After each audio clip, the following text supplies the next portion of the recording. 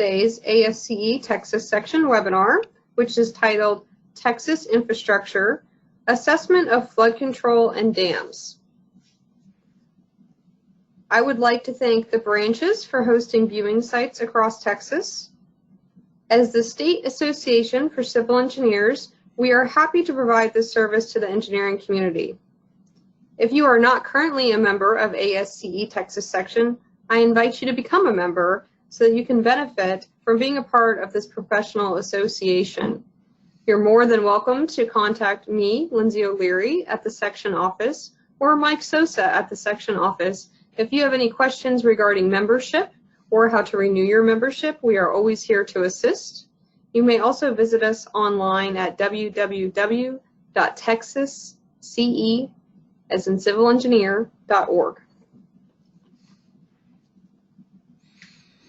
Now, I am pleased to introduce our presenter for today's webinar, Griselda Gonzalez. Griselda is currently a principal engineer at the Goodman Corporation in Houston, Texas. Ms. Gonzalez is a graduate of the University of Texas at San Antonio. She is also a registered professional engineer in the state of Texas and an Envision sustainability professional. Ms. Gonzalez has over 15 years of combined experience working for the public and private sector clients in Austin, San Antonio, and Houston. She currently serves on the Texas Section's award-winning Government Affairs Committee and has participated in the Legislative Drive-In here in Austin, Texas, and the Legislative Fly-In in Washington, D.C., both in 2017 and 2018. Ms. Gonzalez has been a consistent servant of her community through her volunteerism and her participation on multiple boards. We are pleased to have her as a volunteer for ASCE Texas Section and thankful for her to give the time today out of her busy schedule to make this presentation. Griselda, please take it away. Thank you, Lindsay. First, let me be sure I'm sharing my screen. Can you see the presentation? Yes, we can. Okay, and you see the red red dot there? Absolutely. Okay, just want to be sure. Just wanted to be sure I was sharing the correct screen. Okay, well, good afternoon, and thank you for taking the time today to join us as we will go over some of the findings from the Texas 2017 Infrastructure Report Card. I will be referring to it occasionally as the IRC, and we're going to focus today on flood and dams. So let me start by pointing out that the Texas has released previous report cards in 2004, 2012, and 2014. I would like to mention that in 2012, the Houston branch of ASCE developed a report card as for the greater Houston area, and that report card evaluated 8 categories and averaged an overall grade of a C-. The categories were for bridges, drinking water, flood control and drainage, rail, roads and highways, solid waste, transit and wastewater. It was an independent review of the infrastructure, and capabilities and funding in the greater Houston region can be found on the Houston ASCE branch website. Lindsay, can you tell me which screen I'm sharing? I'm wondering. I want to be sure my screens, I have 2 screens here, and I want to be sure I'm sharing the correct screen. Griselda, no problem. You are currently sharing the 2017 report card for Texas's infrastructure with bullet points starting with Texas report cards 2014, 2012, and 2014. Sorry. Okay, thank you. I'm getting a little, thank you. Okay. Okay, so I talked about the report cards, the Texas report cards. In 2017, ASCE National released the National Report Card that gave America's infrastructure an overall grade of a D+. The National Infrastructure Report Card evaluated 16 major infrastructure categories. Following the 2017 National IRC release, the Texas Section released the 2017 Report Card Update. The Report Card Committee determined that 7 categories were needed to be updated for Texas. These 7 categories were aviation, bridges, dams, drinking water, flood control, highways and roads, and wastewater. And Texas received an overall grade of a C-. These report cards are a real effort, and we're thankful for committee members who take the time to develop them.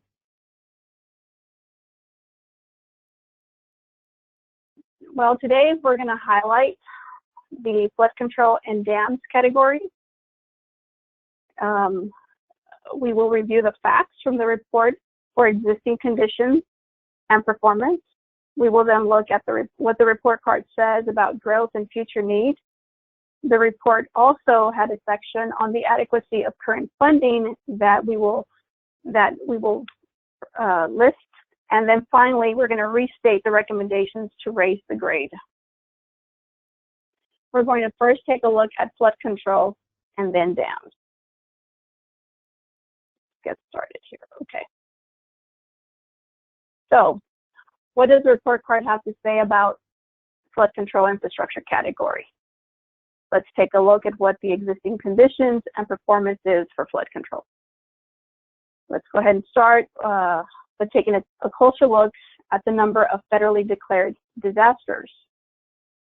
At the time of this report, between 1953 and 2016, there were 94 federally declared disasters in Texas, with 72 of those related to flooding. So over 75% of the federally declared disasters were flood related. Between 2015 and 2016, there were 77 flood-related deaths, which 64% of those were related to low-water vehicle crossings. This was folks trying to cross flooded roads and likely being swept away. I would say that's why we do the Turn Around, Don't Drown campaign. The infrastructure report card was published before Harvey, so we only mentioned in the report the historic flooding in 2015, and we know as the Memorial Day flood, and in 2016 as the Tax Day flood. The flooding of these 2 disasters led to 6 presidential declarations. As a result of these disasters, 247 flood mitigation projects totaling over $381 million have been approved by FEMA through the Hazard Mitigation Grant Program. The Flood Mitigation Assistance Program is a current funding source for pre-disaster programs. Funded through FEMA and administered by the Texas Water Development Board. Funds come primarily from the National Flood Insurance Program premiums, and for about 17 years, from 1998 to 2015, approximately $103.6 million funded 82 flood mitigation projects throughout Texas. These projects are a mix of buyouts and drainage projects. The Severe Repetitive Loss Grant Program under FEMA's FMA program provides federal funding to assist communities implement mitigation measures to reduce or eliminate the long-term risk or flood damage to severe repetitive loss structures insured under the National Flood Insurance Program. The overall goal is to eliminate repetitive claims. The Texas Water Development Board awarded $93.5 million in funding for 20 projects from 2008 to 2012.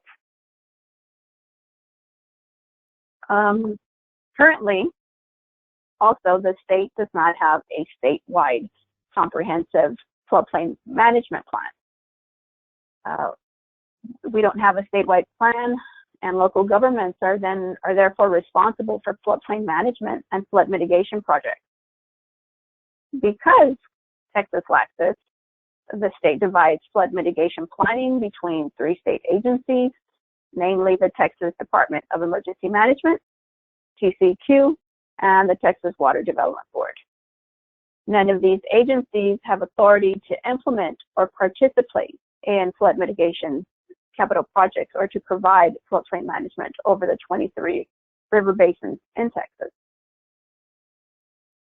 Although Texas does not participate in the National Flood Insurance Program, and although it does not participate, a majority of the communities do. Texas accounts for 12% of the total flood policies in the U.S. and ranks second after Florida. In terms of dollars paid out for flood insurance claims, Texas ranks second in the nation with 13%, and Louisiana ranks number 1.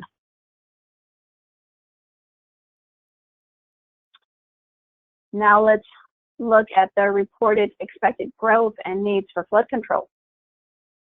Well, we know that the population is increasing, and the Texas population is expected to double in the next 50 years, leading to increased development. This development is likely to be in high-risk areas and floodplains, namely also because we have outdated floodplain maps. They don't properly define existing floodplains, and that is a risk to communities, and it makes floodplain management difficult and non-existent for some officials and communities. With the combination of increased development and outdated maps, well, we can anticipate and expect that Texas will continue to drain the National Flood Insurance Program with increased flood insurance claims. To identify some future needs, FEMA did implement a risk map, which is a mapping, assessment, and planning program across the nation. And the goal of this program is to provide communities with flood information and tools they can use to enhance their mitigation plans and take action to better protect their citizens. They do this with more precise flood mapping products, risk assessment tools, and planning and outreach support. Risk map also strengthens local ability to make informed decisions about reducing risk. Other needs that were identified were reported in a flood fund research project, which identified $5.64 billion in need for flood control projects. This included flood mapping studies for streams and rivers throughout Texas. The information gathered in this research project was used in the development of the 2012 State Water Plan.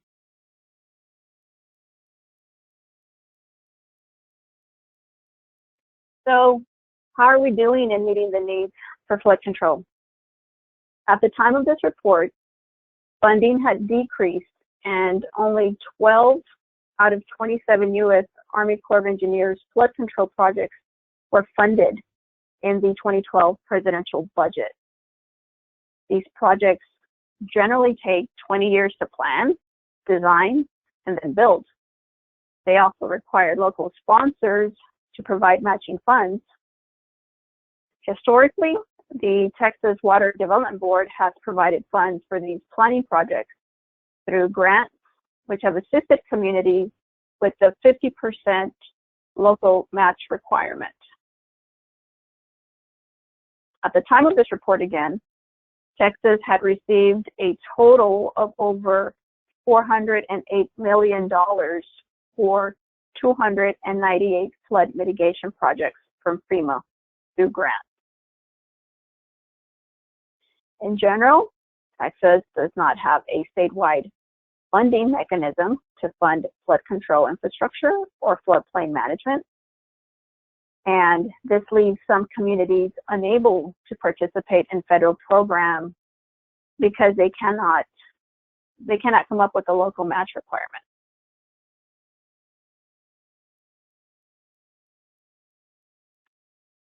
So how does ASCE recommend that we raise the grade? We can start by funding early warning systems. that are linked to local weather radars and stream forecasts in areas prone to flash flooding. If you recall, the majority of deaths reported earlier were related to low water crossings. We can also support the development of a statewide funding program or authority for flood preparation, damage reduction projects, and flood management.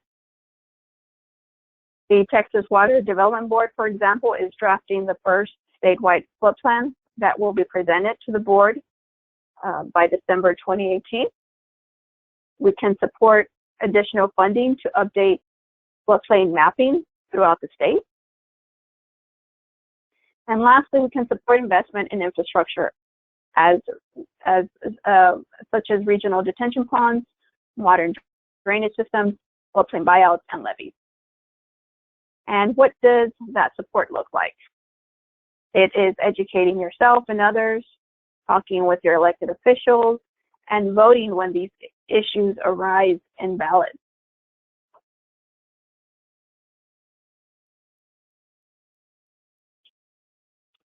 Now, moving on to the reported conditions and performance of Texas dams.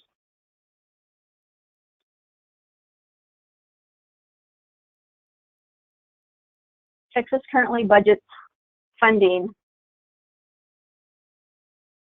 Texas currently budgets funds for dams through the Texas Commission on Environmental Quality, its dam safety program. In 2015, the state did increase funding to the program with an additional $15 million. It is the hope that these additional funds can improve the next audit, because in a May 2008 audit, it was reported that the program was not able to accomplish its statutory mandate to ensure the safe construction, maintenance, repair, and removal of dams in the state.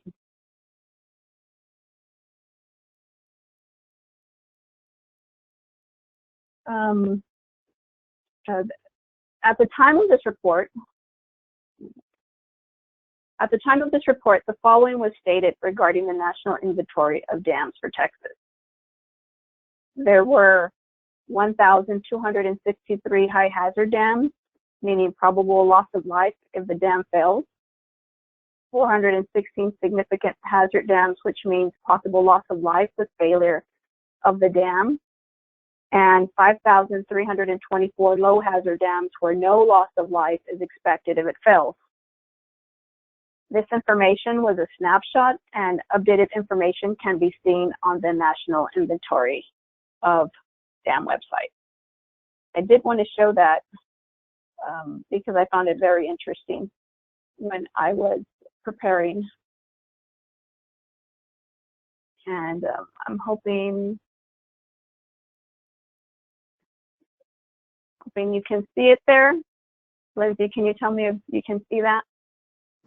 Griselda, yes, we can see the Corps map website that you've got pulled up. Okay.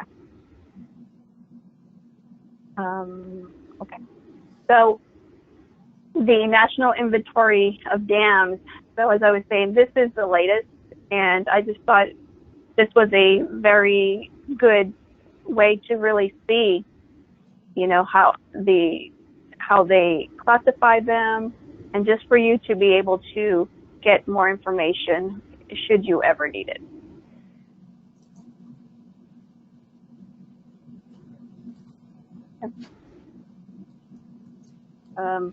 Let me continue here.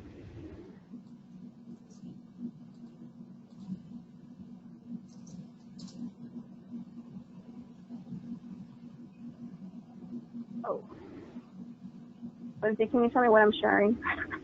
Sure, no problem, Griselda. You are currently sharing the slide titled Dams, Existing Conditions and Performance. Okay.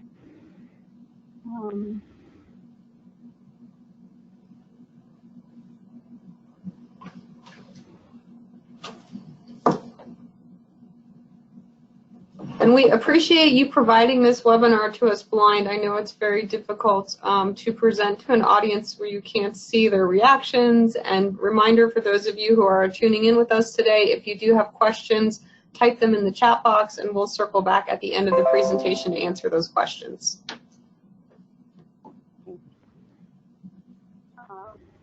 Okay, so in 2013, so PCQ regulates these dams, and owners are responsible for the safety of their dams. In 2013, the legislature amended the water code to exempt 3,222 dams from safety requirements because the dams were located on private property. They had a maximum impoundment capacity of less than 500 acre-feet. They were classified as low or significant hazard. And, sorry.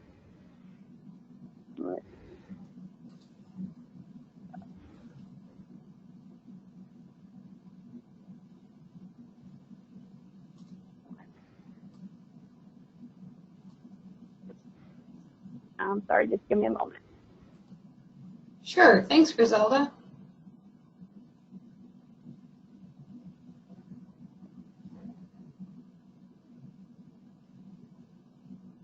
Okay.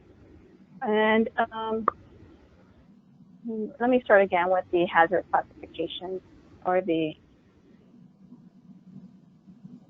okay, for TCQ regulating the dams, and owners are responsible for safety of their dams. So, as I was saying, in 2013, the legislature amended the water code to exempt 3,222 dams from safety requirements because the dams were located on private property. They had a maximum impoundment capacity of less than 500 acre-feet. They were classified as low or significant. They were classified as a low or significant hazard dam, and they were located in a county with a population of less than 350,000, and that was according to the 2010 census. They were also not within the corporate limits of a municipality. Many private and municipal dams receive little to no maintenance, and they do not have emergency action plans due to lack of available funds. All owners, however, are expected to comply with maintenance and operation requirements. From September 2012 to August 2017, there were 117 incidents involving dams with 8 failures, 1 partial failure, and 108 dams with spillway damage.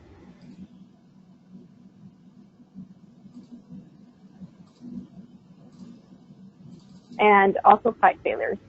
Most of these occurred during rain events, in the rain events of May and June of 2015, October 2015, December 2015, and March through May of 2016.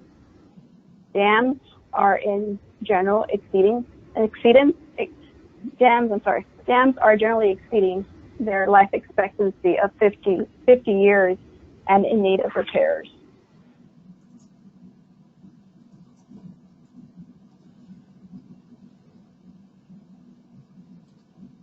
So, now what was reported for growth and future needs? Most owners have limited resources and cannot afford large rehabilitation projects. Primary growth and construction of dams is related to subdivision development. Developers are purchasing property with small livestock dams and developing property around the lakes and downstream of the dams. This is creating a hazard.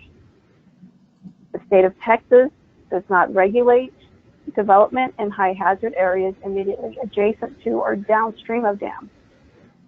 As the dams continue to age, maintenance and inspection programs will become even more critical. Continued growth to rural areas is resulting in changes to hazard classifications where dams may need to be rehabilitated. So as developers are developing in these areas and changing the classification, now you're going from a low hazard to a high hazard dam. And finally, many owners and operators do not always receive the training on their responsibilities. The Dam Safety Program has offered and conducted workshops for owners in 2012 and 2016, and they did have a good turnout. I wanted to show in that picture a dam failure there.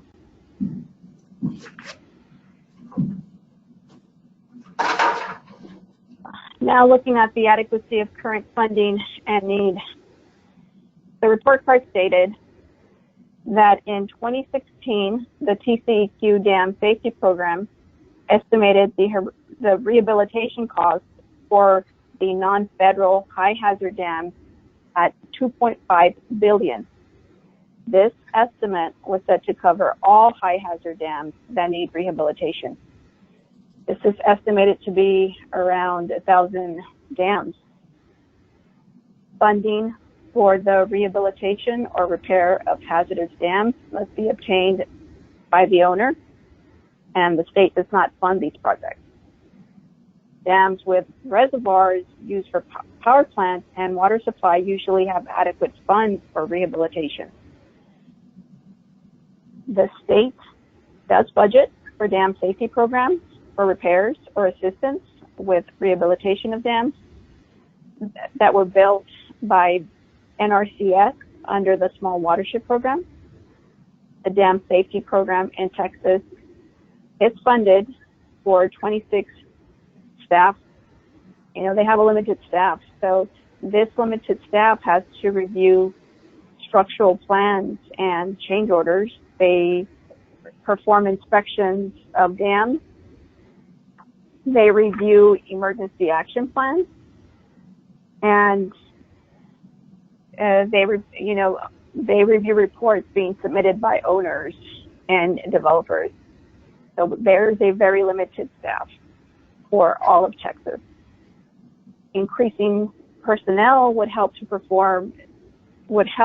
the performing inspections and to identify these hazardous conditions.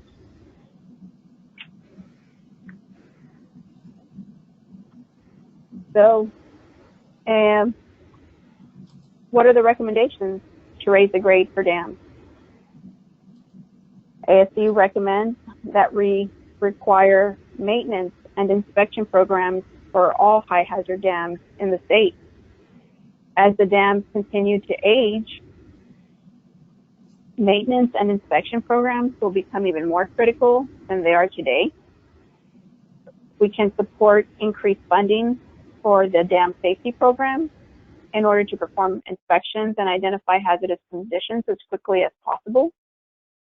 We can require the development of emergency action plans for all significant and high hazard potential dams, including those subject to reclassification as high hazard due to population growth in rural areas. The state could create a state loan or a grant funding program for dam repair, abandonment, or removal. The state of Texas and local political offices and zoning boards should also pursue regulation of development in high hazard areas immediately adjacent to or downstream of dams. Finally, there should be an update to the audit report for Dam Safety Program. As I mentioned earlier, the last report was in 2008.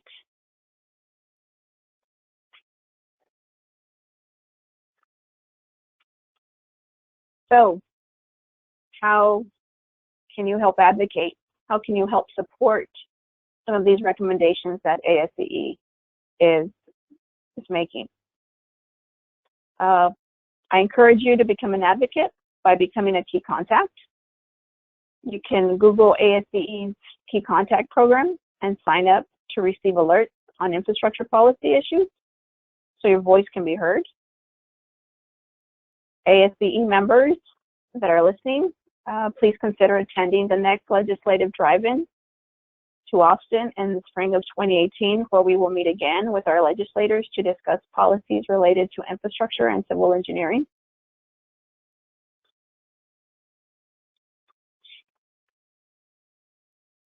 And in conclusion, if you have any questions, you can email Lindsay, you can email me, and that wraps up this quick, condensed version of the recommendations and categories for floods and dams. All right. Sorry. Go ahead, Mike. I was just going to say thank you to Griselda for that presentation. That was wonderful. We don't have a lot of questions to get to now, but as Griselda said, please feel free to email her or Lindsay or myself or the section office. We are more than happy to answer any questions that you may have about this presentation. We do have one that I would like to ask you, Griselda.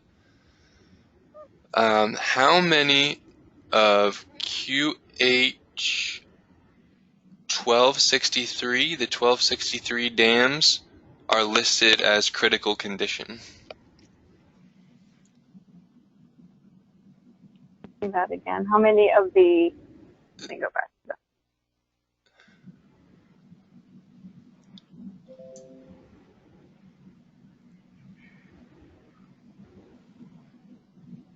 So how many of those 1263 are listed as in critical condition?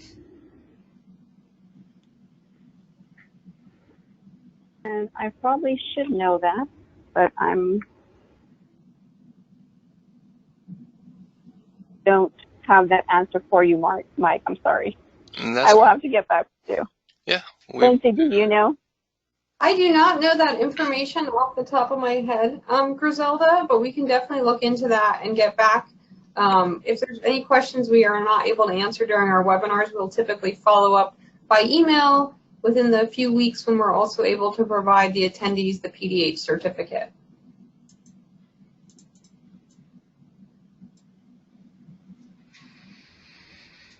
And that is all I see in the way of questions. So I'd like to thank everyone again for participating in today's session. As mentioned before, individual registrants should receive an attendance acknowledgement without any further action. For those of you that are attending with a group, your site coordinator will receive that PDH certificate and they will distribute it to all of you. I invite you to visit the Texas Section website, texasce.org. There you can register for webinars, learn about the Texas Section, learn about all of our different events and membership benefits. And again, myself and the rest of the staff are always available for your questions, and we hope to hear from you guys soon. Thanks again for your attendance, and we hope you guys enjoy the rest of your Friday and your weekends. Thank you. This will conclude today's webinar. This session will now close.